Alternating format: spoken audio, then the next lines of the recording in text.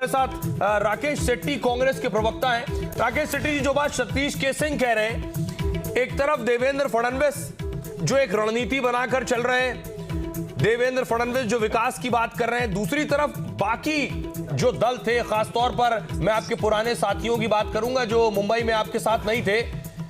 चलो एक बार कांग्रेस के साथ चुनाव लड़ लिया तो मराठी मानुष की बात पीछे कर दी, अभी कांग्रेस के साथ नहीं है तो चलो मराठी फैक्टर को आगे लेकर आते हैं। सर, आपको नहीं लगता बड़े प्रोग्रेसिव सोच के लोग हैं, लोग वोट देने से पहले 10 चीजें देखते हैं, उनके घर के बाहर सड़क बनी है, नाली की सफाई हो रही है नहीं हो रही है, कूड़ा उठ रहा है नहीं उठ रहा है, अब उन्हें इस पर बात करनी है या बार बार ये सारी चीजें चलती नहीं है? कम से कम ये उसका भी एक रिपोर्ट कार्ड है।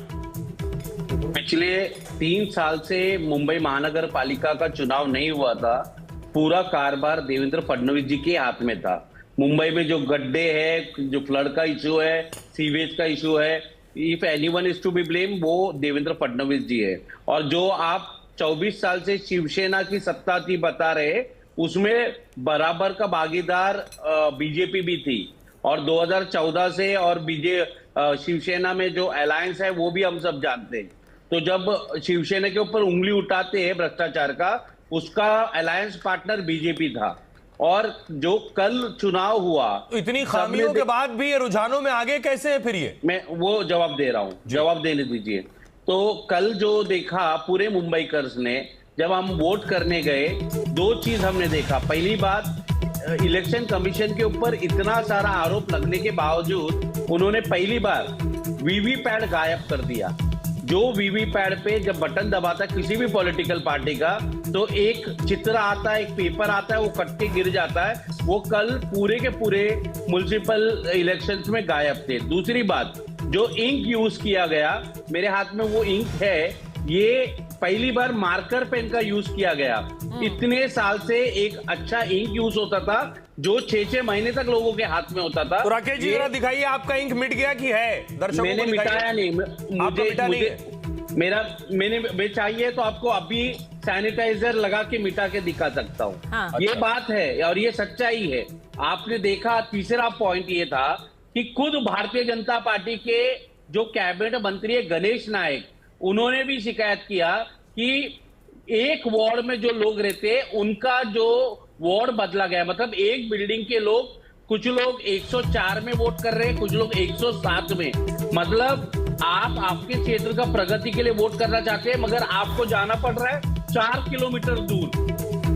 ये सारा चीज मुंबई में हुआ और इसका मुख्य आरोप लगाने वाला कोई कांग्रेसी नहीं है, बीजेपी का कैबिनेट मंत्री गणेश नायक है। और ये सारा जो आरोप है आज इलेक्शन कमीशन के ऊपर लग रहा है। देखिए, अभी आप देवेंद्र फडणवीस जी की तारीफ कर रहे थे, मगर लोकसभा में आपने देखा 48 सीट्स थी उस समय, कांग्रेस और हमारी अलायंस को 31 मिला था। हाँ। और बीजेपी और उनके सत्ताधारियों को 17 ही मिला था। और आज जब आप कंपैरिजन कर रहे हो, भारतीय जनता पार्टी का बाहर से नेता नहीं आया, उसका तारीफ करोगे। सर, और कांग्रेस जब आप जीते थे तब ईवीएम और चुनाव आयोग सब ठीक था? नहीं, लोकसभा में ठीक था, विधानसभा में तो हमने आरोप लगाया। अब महानगर पालिका में भी आपको मैं कह रहा हूं कि वीवीपैट मिसिंग था। आपको इतना हिम्मत होना चाहिए, इलेक्शन कमीशन से पूछना चाहिए कि आप ये मार्कर पेन क्यों यूज कर रहे, आप ये वीवीपैट क्यों गायब कर दिया। और वोटर लिस्ट में हजारों लोगों का नाम गायब था। अच्छा। 100 से ज्यादा लोग तो एक वार्ड में जाते थे, तो उनका मतदान पहले से हो गया। तो ये सारा सुनील त्रिवेदी जवाब। बीजेपी का मोरल ग्राउंड किधर गया? जब ये मनसे के लोग उत्तर भारतीयों को पीट रहे थे, लुंगी बजाओ पुंगी बोल रहे थे, तो कांग्रेस ने इतना हिम्मत दिखाया, हमने उनसे अलायंस नकार दिया। सर, आपका रिएक्शन? देखिए, ये रुझान है। अभी तक मैं जो जानकारी ले सका हूँ, हमारे यहाँ पे मुंबई के अंदर मैं भांडुप में बैठा हूँ, यहाँ पे तो अभी तक सिर्फ 5000 वोटों की गिनती हो चुकी है। तो अभी भी समय है, रुझान है, नतीजे कुछ और निकलेगा। मगर मैंने आपको पहले भी बताया कि मैंने जो प्रश्न उठाए वो इलेक्शन कमीशन के कंडक्ट पे उठाया कि उन्होंने वीवीपैट गायब किया, इंक मार्कर का यूज किया। और तीसरा, बहुत सारा धांधली कहां पे हुआ है कि वोटर्स को अपने पोलिंग बूथ, जहां पे विधानसभा के समय वो लोग गए थे, इस बार वहां पे नहीं मिला। तो ये मिसमैनेजमेंट का सवाल तो हम पूछेंगे ना।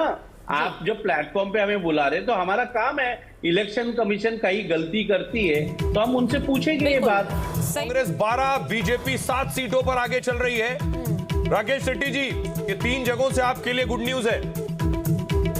देखिए, सबसे पहली बात क्या है कि जो ये पूरा डिबेट चल रहा था, मैं सुन रहा था और उस पे ये पता चल रहा है, देखिए कांग्रेस अपना प्रिंसिपल्स को मानती है।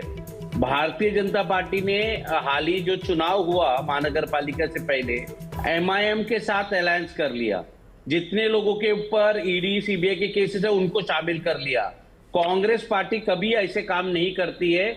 जिस मनसे ने उत्तर भारतीय को मारा, उनके साथ लोकसभा में एक साथ स्टेज शेयर करते थे राज ठाकरे और नरेंद्र मोदी जी।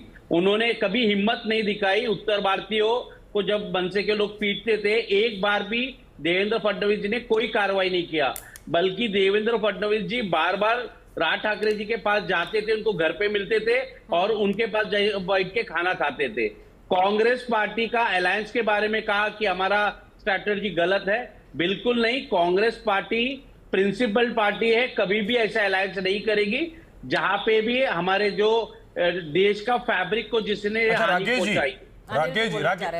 राकेश जी, मेरा सवाल आपसे ये कि राज ठाकरे से फडणवीस मिल रहे हैं, उन्हें बोलना चाहिए, बिल्कुल बोलना चाहिए। और ये सवाल खुद मैंने पीयूष गोयल साहब से पूछा था कि उत्तर भारतीय मारे जाते हैं, लेकिन उद्धव जी मिलकर चुनाव लड़ रहे हैं, क्या आप उद्धव जी के खिलाफ बोल सकते हैं एक शब्द भी?